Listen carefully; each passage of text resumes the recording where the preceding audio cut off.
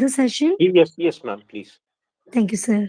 So, don't let what you cannot do interfere with what you can do. A very positive good evening to all dear participants, dignitaries of Research Foundation of India, dear participants, and our distinguished subject expert, Dr. Shresh Chabra, sir. As we all know that today it is marked the day 5th of our FDP program, which is organized by Research Foundation of India, practical aspect of ICT and online learning. In this day, day 5th, the topic of today's session is responsibility of teacher and HEI. And for this, a hugely knowledgeable person, Dr. Shesh Chabra sir, is here with all of us to guide you all. But before we head towards the session, let's have a generous look on sir's achievement journey. A very good evening, sir. Dr. Shesh Chabra sir holds a PhD degree in labor welfare. He has a teaching experience of more than 22 years, wherein he taught at undergraduate, postgraduate, executive program, PhD coursework level, and guided research projects. In sir's present assignment, sir is associated as associate professor with Delhi College Business School, Indore. He has published in national and international journals, conferences, and dailies also. Sir is associated as reviewer with Global Journal of Labour, University of Witwatersrand, South Africa, Journal of HRM, Science Publishing of Group, New York, USA Journal Press India, Case Farm Journal, UK, Common Ground Research Networks, University of Illinois, Research Park, USA, and International Management Conference, ASE, Bucharest. As a member of editorial board, Sir is associated with Annals of Human Resource Management Research, Indonesia International, Journal of Science and Management Studies, Universal Journal of Business and Management, USN International Journal of Academic Research and Development also. He is working as a mentor with Startup India, a government of India's platform for nurturing entrepreneurship, being Cube Incubation Center backed by Government of Chhattisgarh as a coordinator for Indore Zone and for Research Foundation of India and as a member of Asia Research News, IFERP and INCs also. Sir has been session chair in national and international conferences and has conducted many more MDPs for IMA, MSME, State Electricity Board, police and other corporates as well. Rotary Club, Amity Business School, EMG, SSN Trust, and Institute of Scholars have also recognized Sir's efforts and contribution for his exceptional work in the field of teaching. So, with this, I feel it's my honor to invite Dr. Shesh Chabra sir on RFI's platform. So, without any further delay, sir, please hold the platform.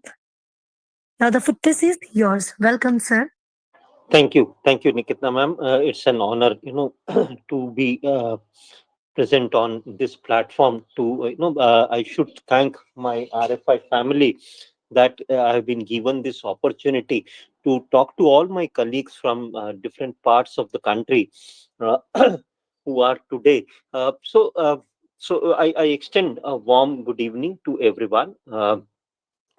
Especially Saurabh Jain sir, Ajay Jain sir, all my family members from RFI, and especially all colleagues of mine who are here with us today.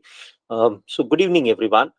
So when this topic was given to me, responsibility of the teacher. So I thought about this idea that I would be interacting with people who are into this profession for maybe long now, or maybe who have just started with the profession, whatever it may be. So now what essentially I should be talking like, what essentially I should be showing to them, or what essentially I should be telling to them, that what are the responsibilities, because teachers have been, what I should say, have been a backbone of us, uh, in whatever we have done. Okay, for all these years, teachers have been with us. You like a subject, you may not like a subject, you have got an inclination towards a subject. So besides our personal inclinations, teachers actually play a very important role in how we deal with a certain subjects or certain ideologies in life. To that extent that during our growing up days, people are actually what should I say? People are actually inclined towards so much so in teachers. They are they're actually mentors that they actually one second, please.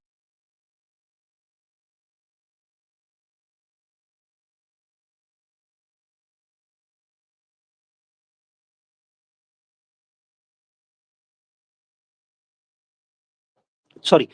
So teachers have been, as I was telling you, that teachers are our backbone in whatever we have done, and right from the beginning stage. So it's an honor for us that we have today an edu entrepreneur, Neha Sharma ma'am, with us. Good evening, Neha ma'am.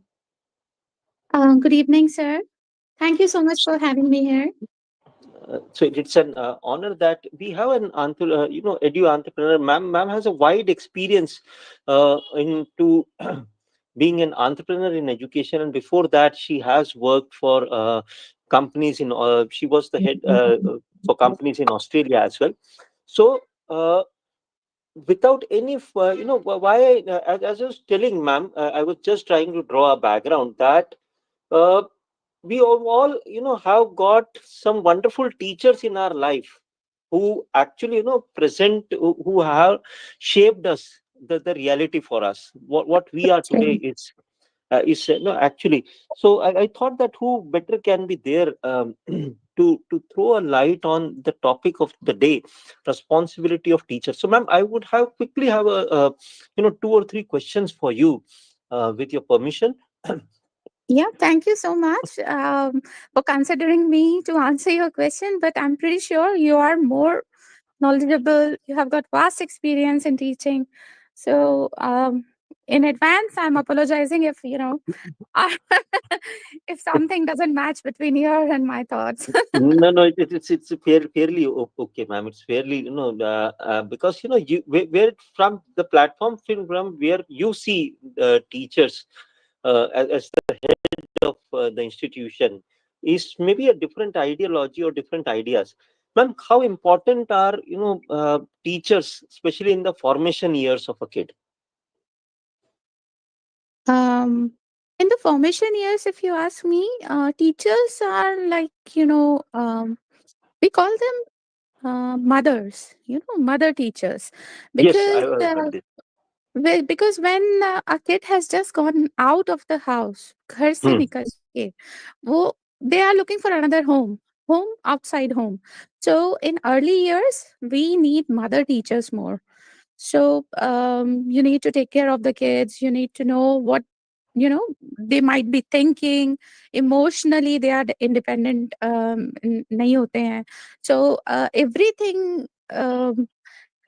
They need someone for each and everything. ऐसा नहीं है कि they can only not only they cannot communicate, but they also need someone to help them with their food, with their studies, everything. With everything, they need someone.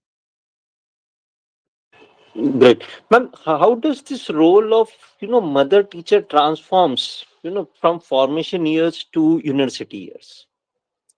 See, I think it's the same as the role of parents transform from early ages to the later ages. Like in early ages, kids need their parents, especially mothers. They need their mothers more. And after that, they need friends and so on. So it's the same goes for teachers as well. So in early years, we need mother teachers. And in the later years, we need teachers who can sometimes act as friends, who can guide them, who can understand them. They not like definitely they don't need mothers at later years, like especially teenage. They want someone who can understand them. So the role of teacher changes with the age of the kids, and of course, it also depends on the background of the kids as well, and what course are they after, and sometimes I also feel that it is gender biased as well.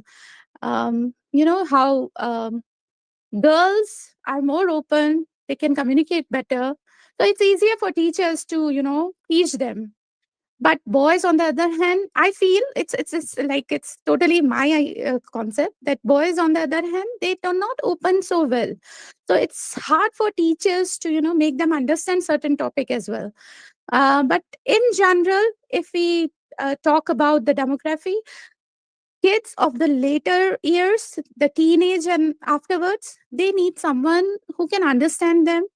And as long as you are there to understand what they are trying to say, and where they are facing the problem, I think that is more important for a teacher, to know exactly what the problem is, rather than just teaching them. Agreed, ma'am. Absolutely agreed. Ma'am, two simple more last questions won't take much of your time. What as in as a head of institution, I would like to know this from you. That Yeah.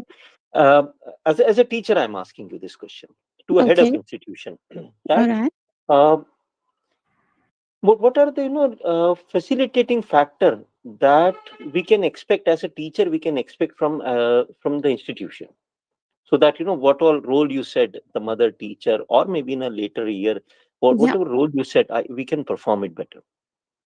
See, firstly, I think that all the entrepreneurs, the edu entrepreneurs, the principals, the directors and CEOs of big companies and schools, they should treat teachers as a part of team, not someone who are taking your orders. Once they get this thing in their head, it's easy for them to um, rule, follow, make all the rules follow. It's easy once the teachers are involved in the management. Once like once in a while you should treat them. It should be easy for teachers to communicate with the head ups.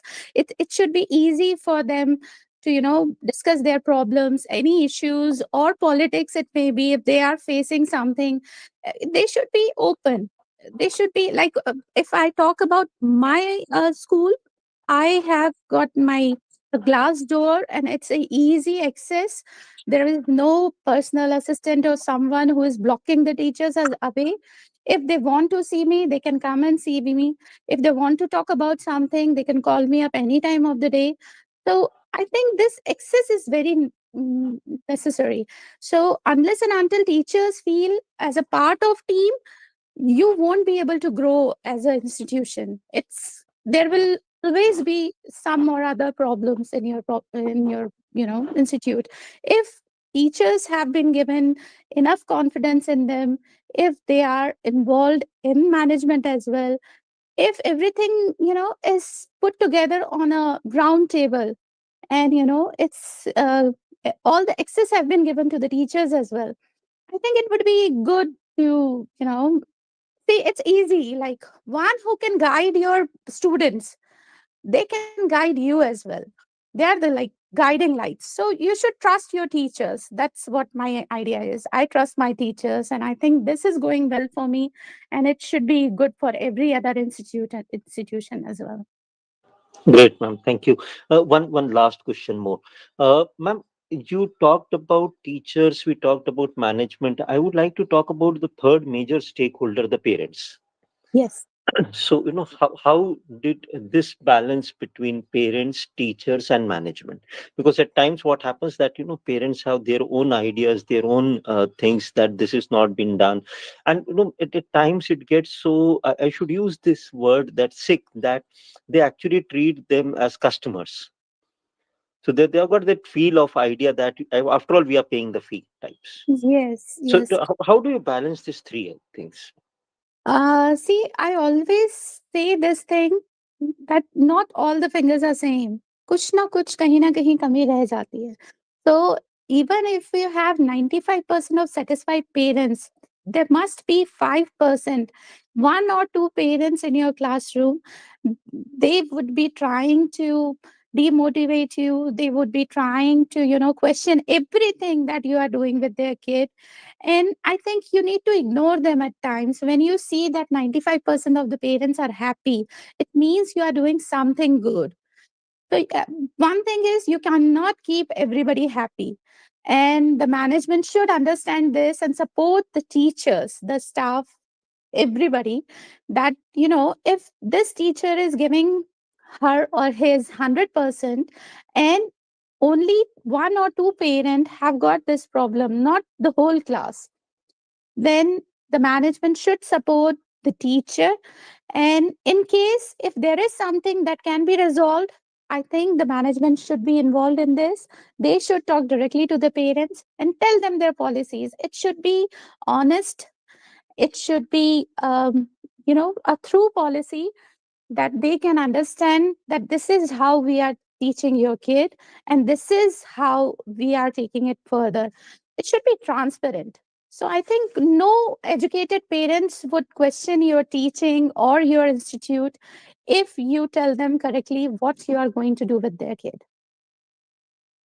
That's great, ma'am. Thank you. Thank you very much for your insight. See, that's what always matter, ma'am. That looking out from a different angle of table, so that always helps people understand their role. Because I'm pretty sure that today, my colleagues who may be starting up with their career tomorrow, they would grow into a director, as you started talking about, into directors or into head of the departments. So they should know both sides of the tables, and Definitely. that's how that's the reason why I wanted you on this session, that you should they should learn the other side of the table also. They should see what people look from the other side, as from a management perspective, what is Right. their expectation or what is their idea of teaching and responsibilities. Thank you very much, ma'am. Thank you for your time with us. Thank you. Thank you so much, sir. Thank you so much for having me here and listening me out. Thank you, ma'am. So, with with the inputs that we have got from Neha ma'am, let's continue with the rest of the presentation. What I would like to talk to you on, out of my experiences, and I'm pretty sure, this is going to be an interactive session that you all can join us with your experiences. So it's more of an experiential sharing. I'm not trying to prescribe anything, like what Neha ma'am in her own simple way talked about. So it's not nothing prescription for any one of us that you should be doing this, you do's and don'ts type. I don't have any do's and don'ts type for you. It's just that um, yeah, I have got some experiences which every one of us has got. So I'm just sharing some of my experiences with you, and let's start with that sharing. So we need to understand first thing that uh, teaching is a responsibility. Okay, I'm not doing it a full screen because some of you may be prompted to tell me that please do it a full screen, but that won't run too easy for that thing. So so it's an it's a responsibility out of the all out of all moral type of jobs that still people value. Teaching, I believe, is still moral. Out whatever one may say, or not only as a teacher, I still feel that, and I'm pretty sure that all of us would be receiving something like this uh, on a teacher's day or on Guru Purnima, that where people wish us with even with an e-card or something, people turn back to us for their blessings, not only during assignment times but otherwise also. And so that is the respect that we command, that is the respect that this profession actually entails. And to start with this entire thing, I would like to show a small video as to why, what makes us earn this respect, and then we continue our discussion on this thing. Uh, so 1 minute, please.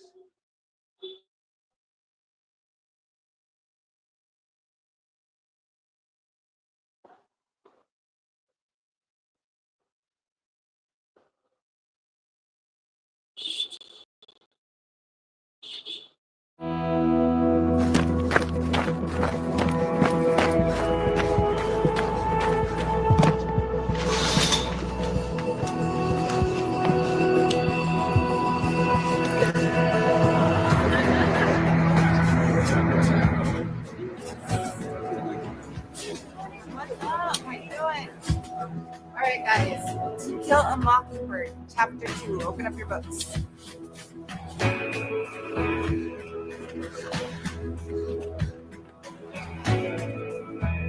Hey, John, I really think you're going to enjoy this book.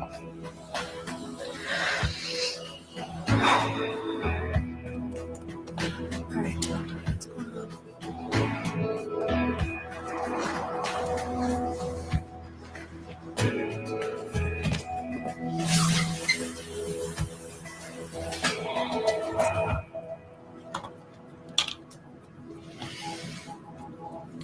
Just listen.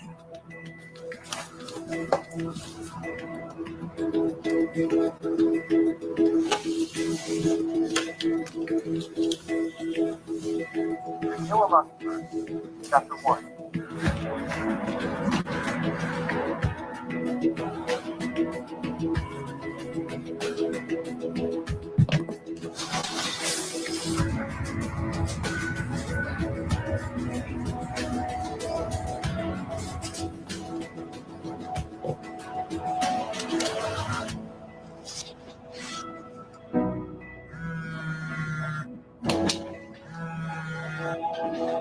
Hello? Hey, it's John. Sorry to call you so late, miss. What's going on? Can I ask a question about tonight's homework? Of course.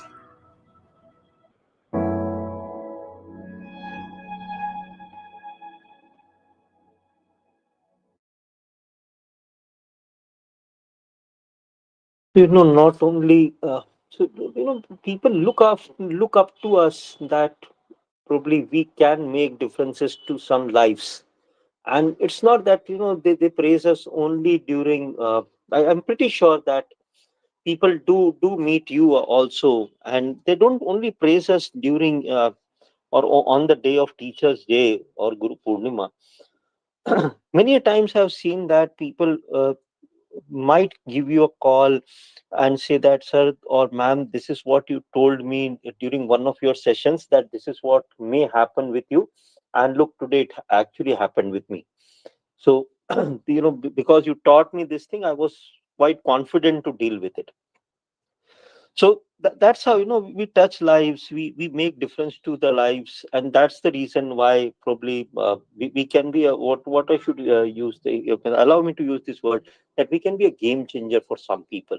Okay, I have seen that transformation happening, and I'm pretty sure you people have might noticed that the similar transfer, that we have touched life, and transformation does happens.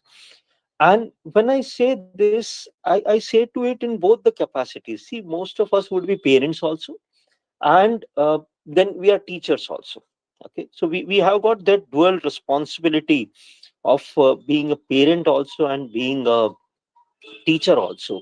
And this is what I keep telling to all the mother parents, or all the parents who work with me, that look it from dual perspective, that would you expect a teacher to treat this way to maybe your kids, or how would you like a teacher to be teaching to your kid, or what responsibilities do you expect from a teacher at any given of level, at any given level, maybe your ward may be attending a school or a university, whatever it may the case may be. On a similar level of expectation, if not more, at least on a similar level of expectations, parents send their kids to us. Okay, and that is what they also, back at home, they also expect that, my son or daughter is at college or at a school or at an educational institution, and he or she is being taken good care of by the so-called by the teachers who are teaching him or her. So we understand that we are expected to do multiple roles as a teacher also. And let me start telling you this thing, that uh, when I was intending towards this profession, I went on to ask one of my teachers that, sir, how is the what are the general responsibilities that you shoulder. So he gave me a brief note of that I come to college for around 5 to 6 hours, Out of this, almost every day, 2 to 3 hours are my classes. Then I spend another 1 or 2 hours in, say, preparing for those classes for the next day. I do some admin responsibilities or my student related centric responsibilities, and then I leave home. That was a different idea. Okay, and I'm pretty sure that all of us have evolved through this idea that we have got huge amount of administrative responsibilities. At times people give us a call in wee hours, into late hours. At times it does happens, closer to examinations, closer to other assignments. People, students, there would be some students who would be a night owl type, so they would, seek you, so all your sorries and everything, that I'm not able to get anything. If you are into a senior position, say if you are in the head of the department or something, that beyond your teaching responsibilities, you would have other responsibilities as well. And you know uh, the more senior that you get, the more admin responsibilities that we need to adopt onto that thing. So we are looking, um, since you are the head of the institution or the directors, so you are taking care of the administration part also, you are teaching, you are involved in teaching also. So there would be multiple roles that would be, one on the other would taking over. And let's not forget that being a teacher at a university level, we need to get into research. So we all need to get in at um, maybe call it an API or whatever the case may be. uh, uh, but we all need to get into research, and that is what, so multiple responsibilities are there on with us. So we need to balance out, uh, what we try and talk to students also, the work life balance. So we would have a different idea or different ideology when we talk about how how things can be managed or how things may not be able to be managed types. So things run out of our, what should I say, things run out of our hands at the point of time. Multiple responsibilities being shouldered, so some some lag, some losses, but we try and complete all in all that, because finally we still see we are, at times we would take care of the discipline also. We are expected to do things in the annual function or the annual fest. So that's what I'm saying, you think about it and we can do it. Okay, what at times go back, maybe after this session, just relax, sit back and try and recall what all we have done, what all you people might have shouldered responsibilities, that people have, done up to you, that okay, do this, okay, this is the task, he or she will do it. Okay. Right from training, into dance sessions to teaching in classes, so we are, we have got a huge span of work, you that we, responsibilities that we shoulder.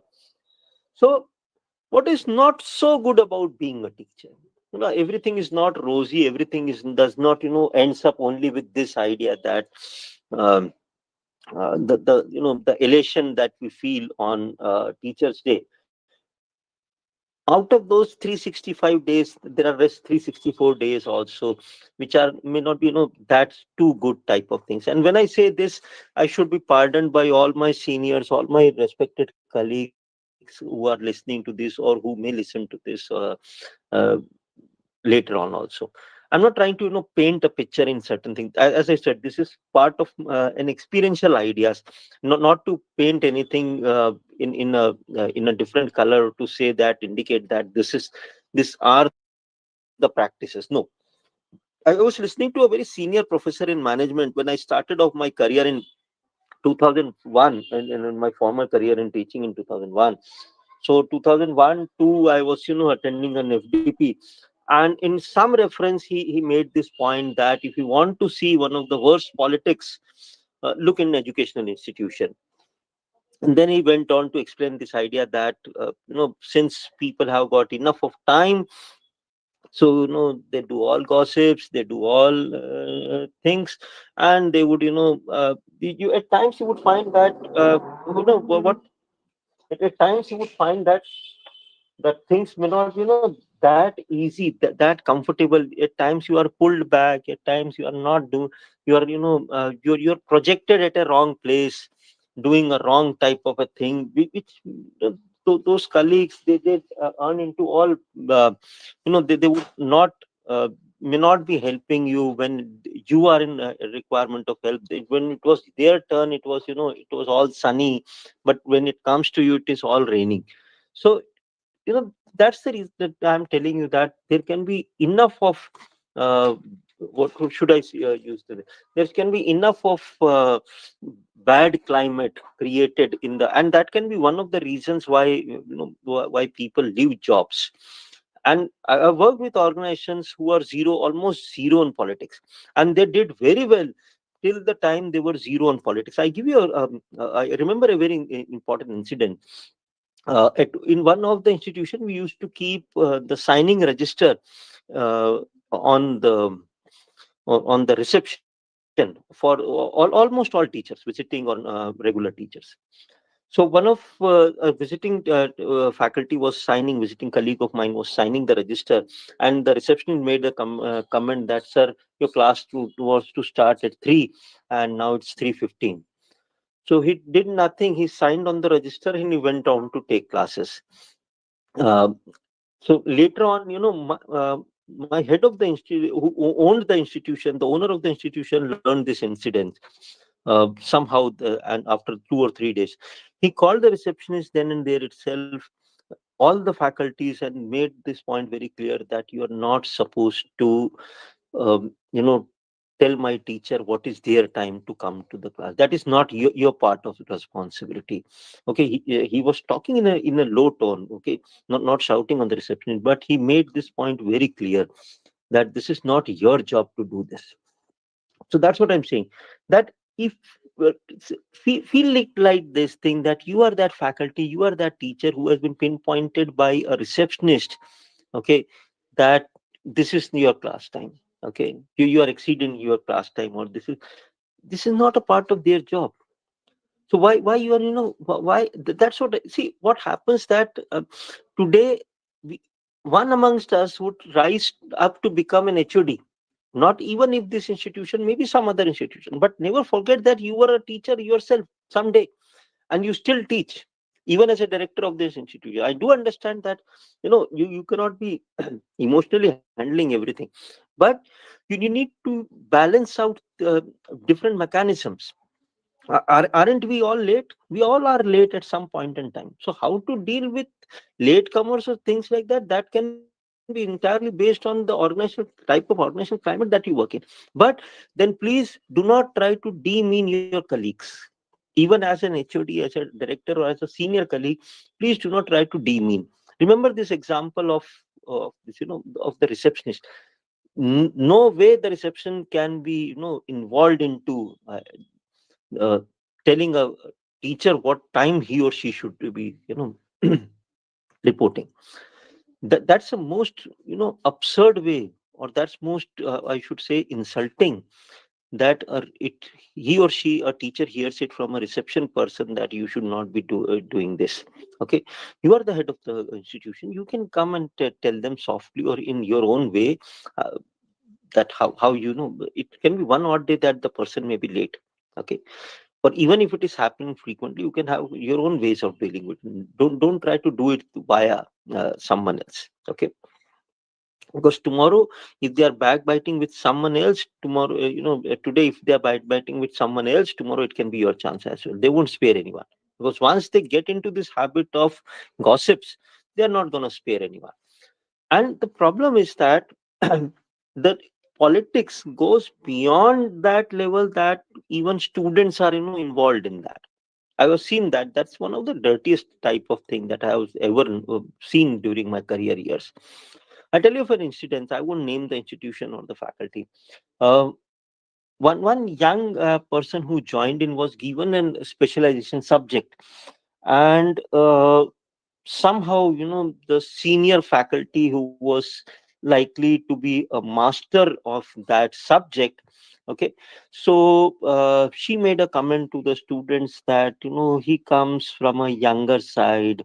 I don't know really how experienced he is to teach this subject, and in a very low subtle tone she passed on this idea that you are being taught by fairly inexperienced person, and it's a career at the stake. This is one of the most important subject, and your career would be at stake if you don't if you are taught by this person, something like this. And they all practically revolted against him. Okay, that and they told my director clearly that this is something that has happened, and sooner or later we discovered this thing, that this is the feed which the source of feed which is coming. The idea is you end up worsening your relationships. See, students, we exist because of students, but that doesn't mean that students take us, that students take a driving seat. Students pass out, but you and me would remain in the system. So today, if the student is with you, doesn't mean that batch after batch. I'm pretty sure that you all would agree with me that batch after batch you would have a different experience of students. Some batches would have treated you, next to God. Some batches would have demeaned you like anything. Okay, so your feedback would have been, uh, just in the next batch your feedback would have been, if not worse but not that good.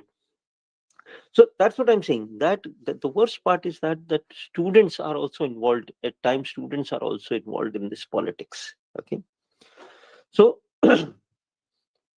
given to add on to this thing, management may put up different types of demands. Okay, administration works, you may be involved in admissions, you may be involved in many other things, and management may have a different idea altogether of you, that after all we are paying you types. Okay, so I'm sorry, but I call them those money seeking organizations. So they evaluate everything in terms only of money. Okay, not everyone is as good as Neha ma'am. So everyone is involved in terms of money. How much do I pay you, and what is the return that I'm trying to get from you? So it's not, and I tell this thing, let me ask you a fair simple question. Okay, uh, you had sugarcane juice, yes, all of you. If you may raise a hand like this to answer it as yes. If you can't speak, if you want to speak, you can speak. So all of you had a sugarcane juice, yes, at some point of time. Great. So most of you feel that you had a sugarcane juice. Great. Okay, now I ask you a second question. So you also know that how a sugarcane juice is extracted from sugarcane, yes. You've seen that machine which extracts the sugar. Great. Agreed. Great. Now, answer a simple question of mine, whether this is optimum utilization or exploitation of resources.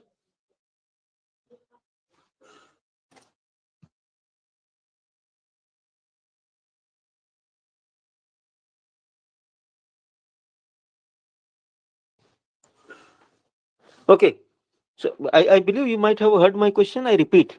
So, you had sugarcane juice, you have seen how sugarcane juice is extracted. My simple answer is whether this is the way it is been put, re-put and done, whether it is exploitation of resources or it is optimum utilization of resources.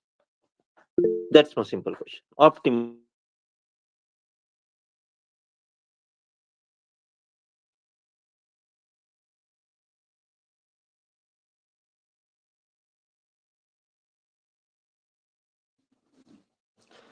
Optimum utilization. So I got one answer. Anyone else who feels something? Poonam ma'am has said optimum utilization.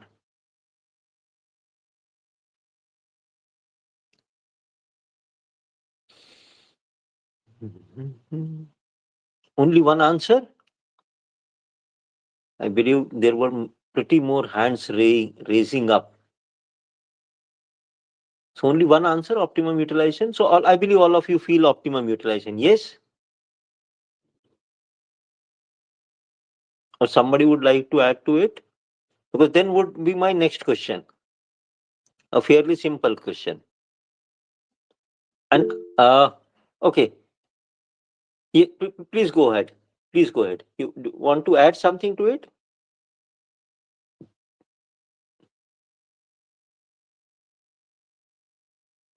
Okay, so I take this answer, optimum. Now, please, if you only wish, you can answer. Else, you may know you have all the right to keep silence, because then the next question may not be, very, inviting an answer on, especially on a public platform. How do you feel you are being utilized by your management, optimally or being exploited? So I believe now you got the linkage of my question. Okay, so need not to answer that on an open platform. Please don't. Okay, so that's what I'm saying. That we also have got a family back at place. So at times it is more. See, at times you have got an, say you have got an annual fest coming up in college, or you have got some program held up in college, and then you are working throughout the day. That's a different idea altogether. Okay, of having a work life balance things. And what all we get out of this thing, uh, people, I have heard management telling people that we work on a very corporate culture. That's great. And what is the corporate culture according to them? That you have got time to log in but no time to log out. Okay, that's the corporate culture. And then I've seen people questioning some of them, that sir, how about that uh, that how about the salary then? And then they would cut corners and do things. you know we all should thank AICT, UGC, or whatever, under whichever regulatory body we are as a teacher, that at least because of them, some people are they don't exert their own ideas of managing the show. Else it would have been very bad, honestly, believe me. Okay, that despite of all these things still are manageable, because of, at least since it is all paper, it has to be put on papers and things are to be there. At least something is happening around. Okay, and on the top of everything, you might, all struggles end in class. One of my seniors used to tell me a very good things, that the best place a teacher can be is in the class. So we all need to understand this thing, that the best, but what if, like say, I would like to club these two ideas: student as customers and inattentive students. We all understand that there is a stiff competition in our sector, education as a sector. Okay, and it's a pure business. The people may not like telling me this thing. They have got, see, their own serious objection, that no, it's this thing. I've seldom seen people actually doing it as a service. So most of the people actually do it as a, what should I say, that's purely a business. Okay, you invest so much money, that that's purely a business. I keep getting proposals from builders and other people, that, sir, why don't we open our own college? Okay, and you be the head of the institution, right? So that's already a different type of an idea that people have got from the education. And what they think about this, sir, we people are ready to work in very low salaries, and we would get people, and when then you run the show, and this would happen, that would happen, we would get this many students. People makes projections and whatnot. So multiply this amount with this, and that's all. This much I would expend, and so within 1 year I would break even the show. That's what. Even if you treat it as a business, then please, my idea is that thing, and I started telling you this idea, that at least still people believe in the nobility of this profession. So let's not boil down to this idea. And I personally have got a serious objection to this thing, that you should not treat students in this way. After all, they pay the fee. I'm really sorry. And I told you one more point, that you are listening to me not only as my colleague, but also as a parent. Tomorrow, when the same, if you don't like somebody to make it a point to you, how about that? Think about a scenario. If somebody tells you in the class that, sir, I'm not leaving the class. I'm creating nuisance, but I'm not leaving the class because I pay your salary. An amount of your salary is coming from my fees. How would you all feel? Absolutely disgusting. Okay. So that's, don't try to teach a similar idea. I've seen parents openly, I've seen some of my parents, the parent colleagues, I should use this word, openly telling their kids that, why not? He would again explain, after all, we paid fees. Please don't do this. At least as a teacher, respect another teacher. We all have some or the other shortcomings, agreed. But if you, as a teacher, if you don't respect other teachers, or if we don't teach even our kids to respect our other teachers, then who else would? Okay. So whatever the case may be, because I personally feel that as a student, I share, or I shoulder a bigger responsibility than only as a customer. Okay. So still, we have got that guru shishya parampara. We have got that, teacher student relationship, which is far beyond a so-called customer and deliverables type of things. So that's something which, which we need to maintain, this idea and this ideology, that students are not our customers. Okay. And so there is all these negatives that we talked about. So what is the positive thing? What is the idea that we can carry along? At times it becomes so seriously dragging that you would feel like leaving the job, you would feel like leaving the institution, you would be so dragged out. It does happens. Okay, you're failing multiple on multiple fronts. Management has a different idea, your class has a different idea, people are, you work hard for people, you're prepared a case for the people, nobody has come prepared. There are several demotivations that you may face. But what is then the drive to be a teacher? And the first drive, ask yourself the first very important question. What made you getting in this profession at the first instance? You might have spent 10 years, 20 years, 1 year, 2 years, might have just joined after completion of degree, irrespective of that thing. Ask yourself this question. Are you here by choice or by compulsion? I'm sorry to say this. Many people feel that all good people who were industry ready got a placement, and since these people can't do anything, they became a teacher. I've heard this from people that since you do not, you cannot crack the company, you end up becoming a teacher. Okay. Still, in the society where we exist, at times people feel this idea that you are teacher because you had no other choice to or of any profession. So since you can't do anything else, you are a teacher. So ask yourself this very first question, that are you in profession this idea by compulsion or by choice? I had a colleague of mine who was an IT graduate. So way back, there was a so-called slowdown of the economy. So many IT people were, losing jobs. So he shifted on to a teacher, but he had this idea that I'm here just for a small time, maybe in an hour or in an year or so, I would improve my. He kept doing his own work, or his own, he kept practicing his own coding and that thing. Definitely he taught students, I'm not denying that thing. And today he's working again back in US. He always wanted to be in corporate. He was there for, might we say, for out of compulsive this thing, that since you are attained a certain age, you're 24 years old, and you are a postgraduate, you cannot go sit at home, what people would say. So at least, to be there, just to shut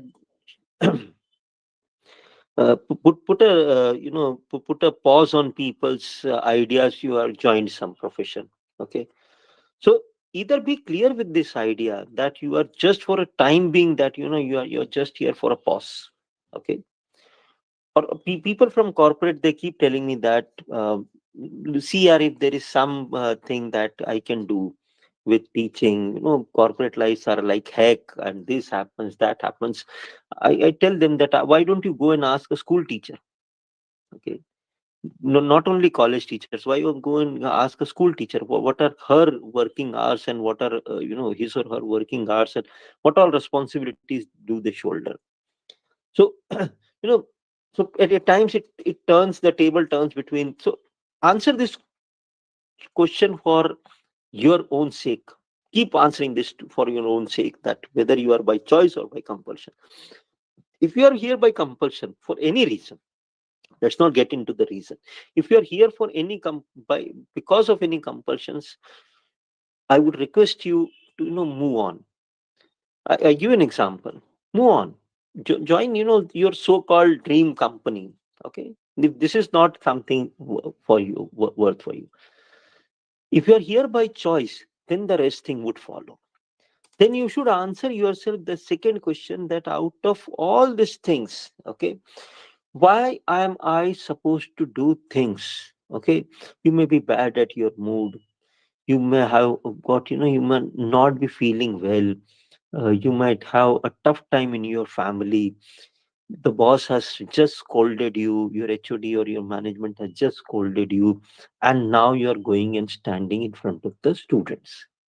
Tell me what you would do. All things put together. Believe it to be a very bad day for you.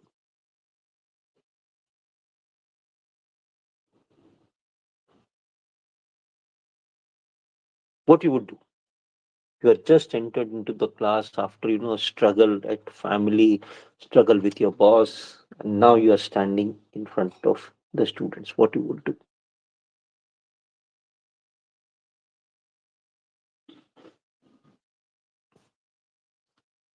Anyone?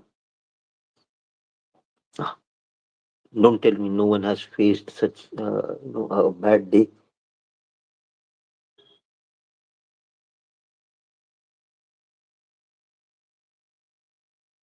Anyone would like to contribute?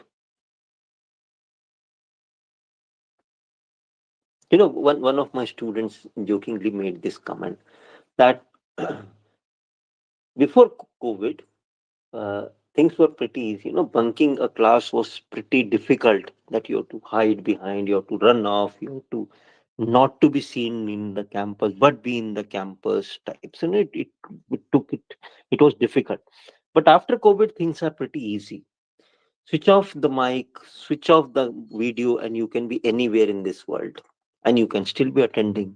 So thanks to COVID. Anyways, so I give you this liberty, since you are the student colleague of mine. So I give you this response, this idea. But my point remains the same, that if you would contribute, things would become better on that. Nonetheless, it's okay with me. So I'm pretty sure that you won't go and pour your things out on the students. Okay. Somebody would bring a smile on your face, seeing your students. They would, you would forget everything, what all has happened. I told you that one of the best places that you can be as a teacher is your classroom. So that's one of the best place that you can be like. Because that's, you would be compelled by your idea of your dharma, that your duty, your sense of responsibility. That's the reason I always keep telling that students are not my customers. I owe a bigger responsibility to them, being my students, being my shishya. I owe them a bigger responsibility. So it's your compulsion, it's your dharma that would drive you, that that won't allow you from inside, that okay, you can just be like you know bunking the class types. You can be another day, another bad day, and it would, you won't be anywhere. No, you would be there. You would be very much, another 5-10 minutes, you would be talking in general with the students, and see that you would forget after a good class of yours. Whenever you had a very good lectures, you would, you would feel elated. You would feel on the top of the sky types, because that's what brings us, that's what is what are, we are not driven only by what we get paid for. No, we're driven with this the idea that I am into a noble profession, and people still value me. I can still make a difference to someone. Okay, somebody is listening to me, and I'm pretty sure, out of this 40 45 gatherings, somebody would still be listening to me. Even if they are not answering back, it's okay, but somebody would still be. You have that, that passion of delivering, not because, you can have a huge amount of demotivation, saying that, nobody's answering me, let's me shut down the session and say that, okay, bye. It would be just okay. But with this belief system, you talk to people that somebody at some point of time would listen to me, or, look back and say that, okay, it makes meaning to me. Okay, and if not, maybe, let me try it in a different way. Okay, that's because of my, that's because of my concept of duty, and that is what pushes you to do your best, and that is what is the nobility still of the cause of teaching. And see, all we need to do is that there may be, people gossiping around would tell you many things. This doesn't happen, organization doesn't do this, they don't pay us good, they don't do this, they don't have this, there are no resources, half of the time the fan does may not work, you may be, institution may be based at a remote area where electricity is an issue. You're teaching and the electric light goes off, the generator isn't working. There can be hundreds of problems every day that you may face. Okay, I taught in a college where we had, uh, during the summer especially, uh, on the peak of summers, you had a cooler running in the class. So this air cooler would make good amount of noise. So some students would come and complain that we are not able to hear because of the cooler. Now, think, so students said that, okay, sir, we want to hear you, so I'm switching off the cooler. Now students are sweating, they're sitting in your class just to listen to you, what you have to say. So, you adjust with them, that you give them a 5 7 minute break time where they can actually, uh, be in front of the cooler types. And then, let's make this idea that you can make this 50-minute times, and 10 minutes they can be in the cooler types, so that, it's a break also, and they're with you also. So try and figure out your own ways of doing these things, and I'm pretty sure all of you might have done these things of overcoming this idea of that system does not allows us to do. You and me makes the system, remember this always. No one else does these things. If I today I demean you, tomorrow you have all the rights to demean me. Okay. So politics may not bring any good to anyone. For short term, yes, you may be, to that extent possible that you may actually be, people may be running off. You may people may, just leave the job and they can go off. Agreed. But that's what I'm saying. But tomorrow it may be your turn also. So, you know keep karma keeps coming. Karma keeps has a call in its own way. Today you use the students against someone else, tomorrow somebody would use, somebody smarter than you would use students against you. So it all happens. So that's what I'm saying. Don't enter into this bad games. Okay, you must know politics, but to the extent that you can safeguard yourself. Okay, but don't get into that dirty ideas of things. Because at end of the day, I would keep repeating to you that some people would still feel this idea that we make that difference. Some people, after 5 years, 10 years, they have passed out, they may meet you during their alumni with coming up with their, families. They introduce their families to you, and all of them touch down to their feet, to your feet, to, as a mark of respect. You have earned that respect. No CEO has earned that thing. You might have seen at a corporate party or so like this, that people don't touch the feet of CEOs unless they know they're buttering them. So then don't touch. They say hello. They may, with a bowed shoulder, they may say hello, but they don't touch the feet. This elation or this respect, mark of respect, is only available either to parents or to us as teachers. And with this, I would like to end up with a small video of to tell you of the entire crux of what we were discussing throughout this thing, and then I open it to the platform for any question answer or any observations. I'm pretty sure there would not be any question answer types, but if you have got any observations to share as a faculty colleague of mine, please take this opportunity to share this. So, a last video coming up from me, and that would be all from my point.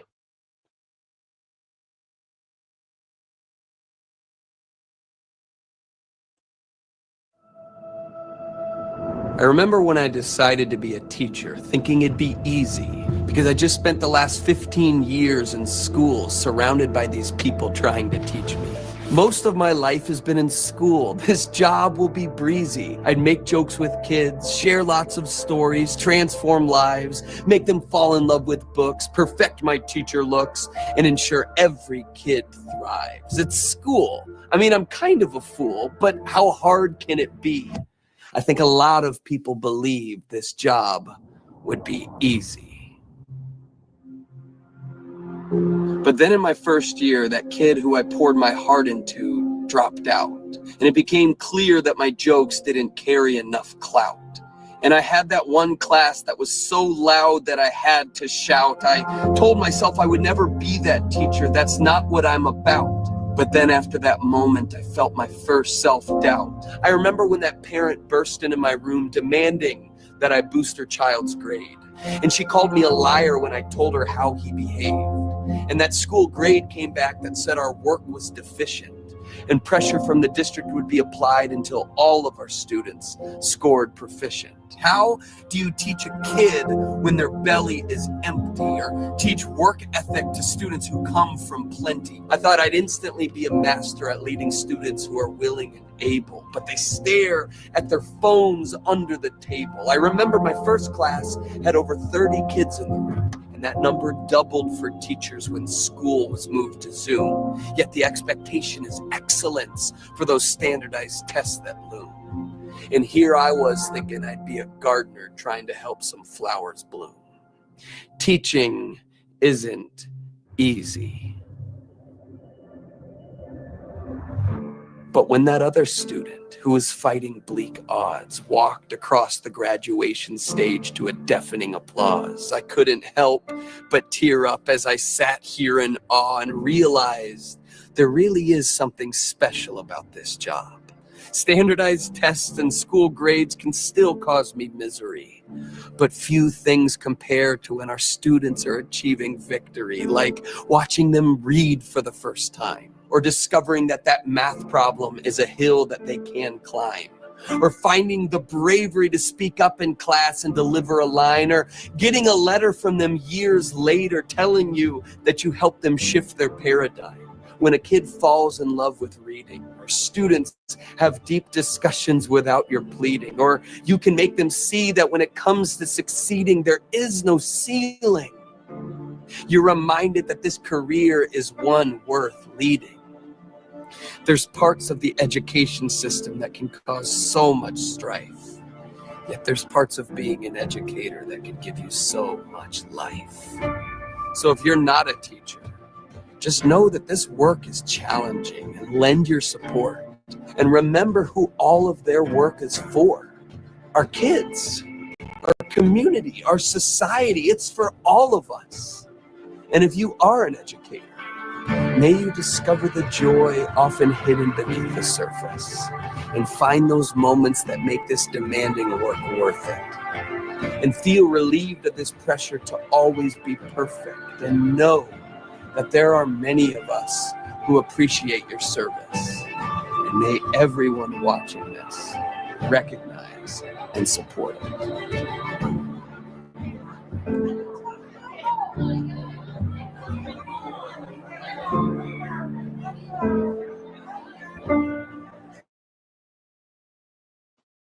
So that's all from my side. This is what I wanted to share. Uh, so, in any observations, any question answers, anything if you want to put across, the platform is open. Else, I hand over this platform to Nikita ma'am.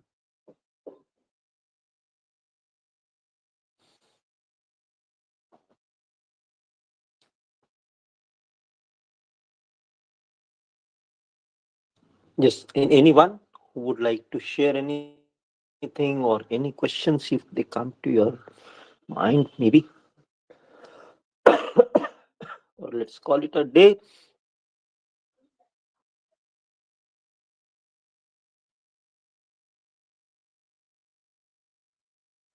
Okay, I fairly believe that let's call it a day. Uh, so thank you everyone. Thank you everyone for joining us today. Uh, uh, Nikita ma'am, you are here. Thank you so much, sir. Yes, I'm here. The session was really so wonderful. Even we have enjoyed every second of this session. So thank you so much, sir, for this. And thanks to all the participants for being cooperative during the session.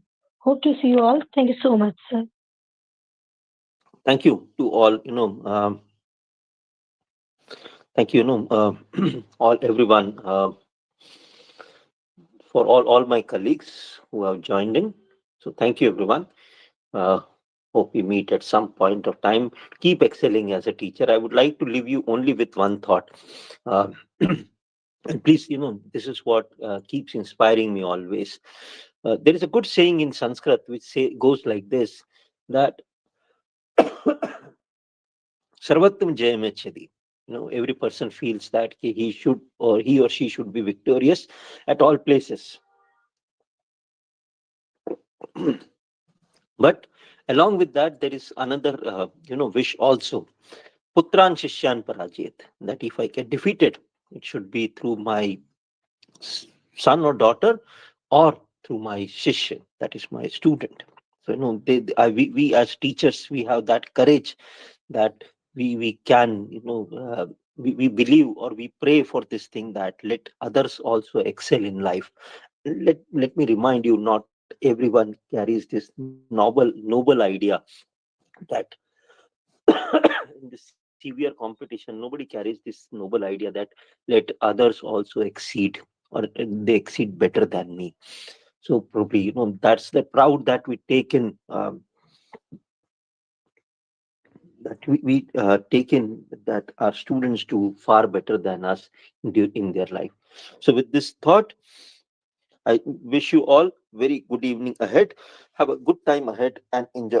Keep enjoying your life as a teacher. Thank you very much.